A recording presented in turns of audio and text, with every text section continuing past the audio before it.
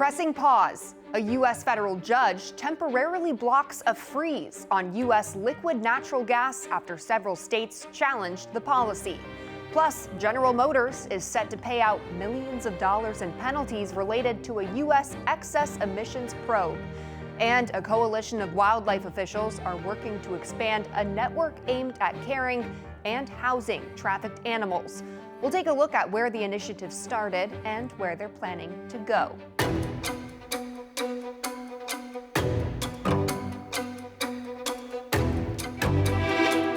Hello and welcome to EarthX News, where we focus on conservation, sustainability, and the environment. I'm Christina Thompson. Let's get into some of the biggest headlines facing our planet. The U.S. is holding off on a freeze of new liquefied natural gas exports, also known as LNGs. A federal judge in Louisiana temporarily blocked the administration's ban after 16 states challenged the governmental policy put in place earlier this year. In January, the administration announced it would delay the new LNG export terminals in the country, despite exports skyrocketing as the U.S. urged Ukraine's European allies to buy natural gas from America and not from Moscow after Russia's invasion of Ukraine. Environmentalists praised the move as they feared an increase in exports is locking in potentially catastrophic planet-warming emissions. The states who opposed this argued the administration violated the U.S. Constitution and other federal laws by banning exportation of LNG to countries without a free trade agreement. The judge wrote in his most recent ruling, quote, "It appears that the DOE's decision is completely without reason or logic." General Motors is in some hot water with the federal government. The U.S. automaker will pay almost $146 million in fines to settle claims that nearly 6 million of its vehicles released more pollution than the automaker reported. That's according to a statement from federal officials. The car company will also cancel 50 million metric tons of greenhouse gas credits from the EPA, along with about 31 million gas mileage credits from the NHTSA, according to the agencies. The car manufacturer denied any wrongdoing and said that it had complied with all pollution and mileage certification rules. In a statement, the company said, quote, "GM remains committed to reducing auto emissions and working towards achieving the administration's fleet electrification goals." The excess emissions were detected as part of a mandatory testing designed to make sure that vehicles are not violating federal tailpipe standards. Lithium-ion batteries are the most common type of battery found in electric vehicles. But according to a recent report, scientists say the popular power source contains forever chemicals, or PFAS, that can also be found in air, water, soil, snow, and sediment. Joining us now to discuss are the researchers who co-authored the report. Associate Professor of Environmental Engineering at Texas Tech University, Dr. Jennifer Guelfo, and Associate Professor of Environmental Chemistry and Engineering at Duke University, Dr. Lee Ferguson. Thank you both so much for coming on. First, Jennifer, question to you. Can you define what a forever chemical, or PFAS, is? Sure. There's not an internationally accepted definition for PFAS, but generally what we're talking about are highly recalcitrant compounds that contain carbon-fluorine bonds. I think would be the simplest way to define it. Thanks. And then Lee, how ubiquitous are they? Well, they're present in many different types of consumer products, everything from firefighting foam to nonstick coatings, and then, of course, as we show in the study that we authored here, also in electronics, including lithium-ion batteries. And Dr. Ferguson, tell us a little bit about your findings as it relates to EV batteries. Well, we conducted a study that really was fairly broad-ranging to understand the cradle-to-grave fate of some of the PFAS present in lithium-ion batteries. And one of the things that we did here was analyze actual batteries that we're able to source from a variety of different applications, including electric vehicles, tablets, smartphones, as well as commodity batteries. And we found a particular compound that we're calling distriflamide that has not been well studied before. It's relatively recalcitrant and long-lived in the environment. We're finding it in the batteries up to tens of milligrams quantity. We then looked to see whether these materials were also entering landfills and landfill leachates, and we're finding them in those cases as well. Dr. Guelfo, can you add on to your findings also? Sure. So other pieces of the study looked at environmental occurrence near sites of manufacturing, and we detected bisphosphonate and other PFAS in surface water, snow, sediment, soil here in the United States, as well as in Belgium and France. And then colleagues of ours also assessed the ecotoxicity of these compounds, and still other colleagues were able to look at treatability using techniques that are commonly used to remove PFAS from water.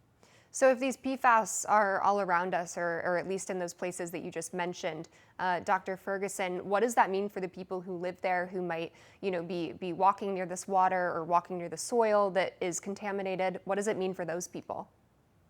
Well, certainly there's the risk of exposure if we're drinking waters that have bisphosphonate or other PFAS present in them, especially if that water has not been treated to remove, specifically to remove PFAS. But living near these sources, there's really not a great understanding yet of what the health risks are from, in particular, bisphosphonate.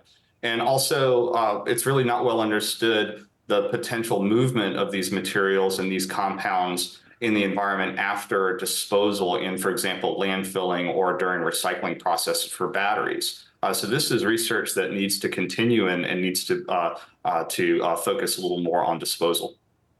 Dr. Guelfo, where are these PFAS coming from? So our hypothesis is that these are emitted from the manufacturing facilities near which we sampled. So our hypothesis is that they stem from those particular facilities. Dr. Ferguson, we are pushing towards EVs, but when it comes to their batteries, is there any way that we can replicate the role of PFAS in technology with maybe a non-toxic alternative? I think that's really a critical question, and one that needs to gain more attention and more effort in research as well as in manufacturing development. Certainly, bisphosphonate and PFAS are not the only electrolytes or electrode materials that are actually used to build electric vehicles and in particular lithium-ion batteries. So there are clearly alternatives. What really needs to be well understood is what are the risks of the alternatives, what are the fate and environmental behavior of those material as well. And I think our work hopefully is going to catalyze more attention to the cradle to grave life cycle of the materials being used in the clean energy revolution. Well, you're the expert. So in your opinion, what's the best alternative to PFAS? Well, certainly, I think that alternatives that are not as long-lived in the environment, that have some capability to break down, would be preferable. So those would be compounds that have weaker chemical bonds, for example, that might be destroyed during conventional treatment processes or even by microbial activity in the environment. You guys obviously put a lot of time and effort into your research. Dr. Ferguson, what was the goal for your research for coming out with this and spending so much time on it? Well, so I think that we really wanted to shine a light on the potential use of problematic chemicals as replacements as we move into new technologies. And we wanted to make sure that as we're assessing the benefits of those technologies, we're also not missing some of the risks. And in particular for bisphosphonate, this is an example of a compound that has, for lack of a better term, flown under the radar for some time now and hasn't received a lot of attention from either environmental contamination, risk, or toxicity. So our goal was really to shine a bit of a light on this compound in particular and the larger issue of PFAS present in energy applications. Dr. Guelfo, the same question to you, your goal for putting together this research. Yeah, I think I would just add that, in environmental engineering, we often talk about global challenges, and two that are frequently mentioned are reductions in CO2 emissions as well as mitigating aquatic pollution. And this study really highlights a situation where those two are in a bit of a tug of war with each other. And so I think one of our goals in highlighting that is so that we can ideally resolve that situation and do it differently, identify sustainable energy solutions that don't necessarily lead to increases in aquatic pollution with highly recalcitrant compounds. So I think now is the time, as we ramp up this energy infrastructure, to ideally do that better. Well, it's all very fascinating work. Thank you so much for coming on and speaking to us about it today and informing our viewers on some of the cool things that you guys are doing for the environment. Professor and Dr. Jennifer Guelfo and Professor and Dr. Lee Ferguson, thank you both for coming on. Thank you. Thank you for having us. Turning now to wildlife news, a group of wildlife organizations are working to expand a conservation initiative for illegally trafficked animals.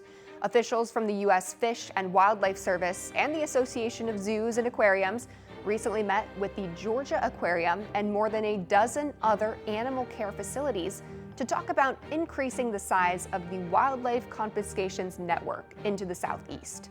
The pilot program was launched last year in Southern California as a way to help officials find a place to safely house and care for the smuggled animals once they are seized. Officials say since its inception, the effort has processed around 2,800 animals, including coral, as part of more than 70 legal cases. According to data from Moody's Analytics, the estimated annual cost of global wildlife trafficking ranges from $7 billion to $23 billion. And according to a report from the United Nations Office on Drugs and Crime, corals were the third most confiscated wildlife group globally between 1999 and 2018, making up just over 14.5% of all seizures. Coming up, one European country is placing a unique sort of tax on cattle as part of its strategy to fight carbon pollution. Stay tuned, that story is just ahead on EarthX News.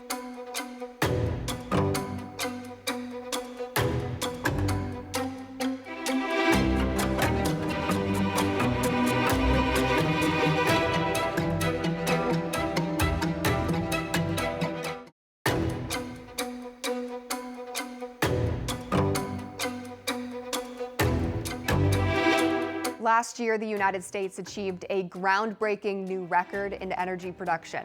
Overall energy production surpassed energy consumption by 9 quadrillion British thermal units. That's the first time this has happened since the 1950s, according to data from the Energy Information Administration.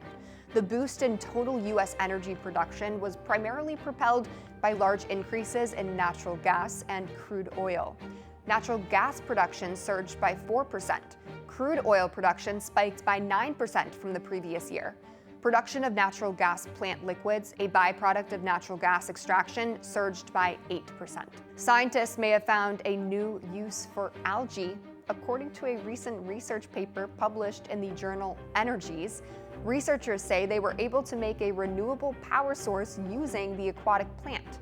In the report, scientists said they were able to extract energy from the algae by suspending it in a solution within a polarized electrical device and separating it by a honeycomb-shaped proton filter. Scientists say the power source is a completely carbon-negative technology. They also said the entire process works by capturing the electrons that the algae create during photosynthesis and harnessing them to create electricity. So far, the researchers have only discovered a maximum possible terminal voltage of 1 volt from a single micro photosynthetic power cell. Researchers say the results mean we're a long way from generating ample energy from algae to be enough to power a city. However, scientists believe that with sufficient research and development, the technology could be brought to scale. Researchers at the Julius Maximilians University in Germany have designed a new process for light harvesting. Their prototype system, named URPB, converts sunlight into electricity or other forms of energy more efficiently. The system converted 38% of incident light into fluorescence, a significant leap compared to other systems today. The researchers said they were inspired by naturally occurring systems like plants, which use a combination of organic dyes to absorb a broad spectrum light for photosynthesis. The university attempted to replicate the arrangement of those dyes, hence the name, URPB, ultraviolet, red, purple, and blue, the 4 light wavelengths that can now be effectively absorbed by the system. Global energy storage is projected to grow 15-fold by 2030. According to Bloomberg NEF, The anticipated acceleration of the U.S. market follows the passage of the Inflation Reduction Act in August of 2022, since a lot of money was then allocated to wind, solar, and storage tax credits. While the new tax credit policy supports more growth, supply chain constraints cloud deployment expectations until 2024. Russia's invasion of Ukraine has had a clear impact on energy storage deployments in Europe. Plus, the world is still dealing with pandemic-related supply chain issues. Tack that onto inflation, high transport costs, and raw material prices, making battery cells more expensive over the last year. The US and China continue to be the two largest markets for energy storage, representing over half of global installations by the end of this decade. Denmark's government makes history as it issues the world's first carbon tax on livestock. Lawmakers say the levies are set to take effect in 2030 and come just months after farmers across Europe protested against a number of the EU's environmental policies. Alex Salvi has that story. Denmark is finalizing a first-of-its-kind tax, one that takes aim at greenhouse emissions coming directly from livestock. Farmers will have to pay nearly $100 per year for each animal, in addition to about $20 per ton of carbon dioxide emitted. The policy is set to go into effect beginning in the year 2030 as part of a new environmental approach in Europe, now spearheaded in Denmark. The decision comes in defiance of fierce opposition from farmers across the continent, who took to the streets over recent months, arguing regulations from their governments and bureaucrats in Brussels are threatening their livelihoods. They've been able to successfully negotiate some of their demands, but it's become clear that cracking down on the agriculture industry, which produces around a third of all greenhouse gas emissions, is a priority for European leaders. As heads of state gathered in Brussels back in June to select new European Union leadership positions, the Danish Prime Minister made it clear that addressing the environment was still a top priority. We have a lot of challenges in front of us, especially on migration, climate change. We still need a social balanced European Union, and we need to have a stronger Europe in the future. So with all these challenges and all the decisions in front of us, I think it's important that we take a decision as fast and as quick as possible. Officials in Denmark say there will still be tax breaks for farmers who comply with the new policy in order to alleviate some of the burden, with any revenue generated by the tax going to the industry's green transition. Prime Minister Frederiksen says she hopes this is just the start of a larger movement, one where the Nordic country paves the way for a similar tax that will take shape in neighboring countries and eventually around the world. For EarthX, I'm Alex Salvi. Alex Salvi, thank you. Coming up, a couple of giant pandas are headed for the U.S.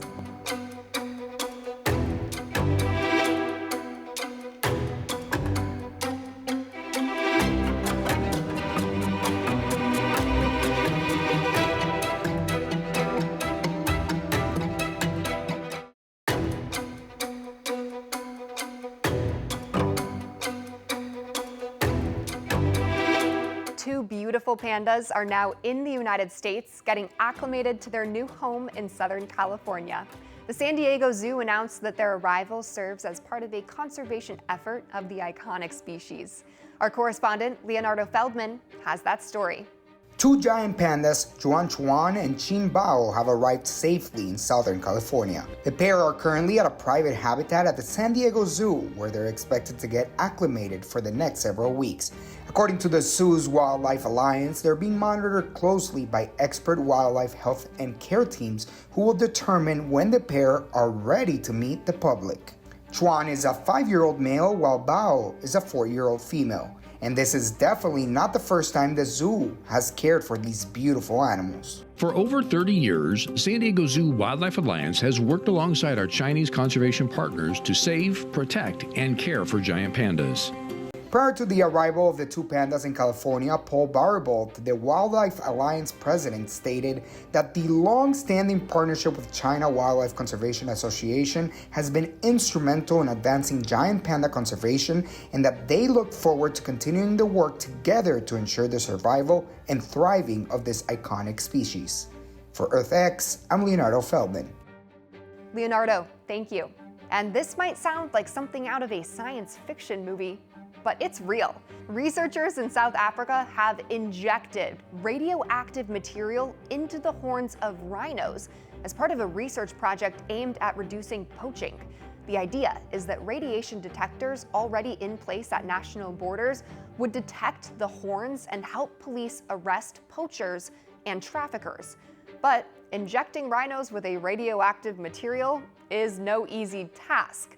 The animals are tranquilized before a hole is drilled into its horn and the nuclear material carefully inserted. So far, researchers in South Africa have injected 20 live rhinos with these isotopes with the help of veterinarians and nuclear experts.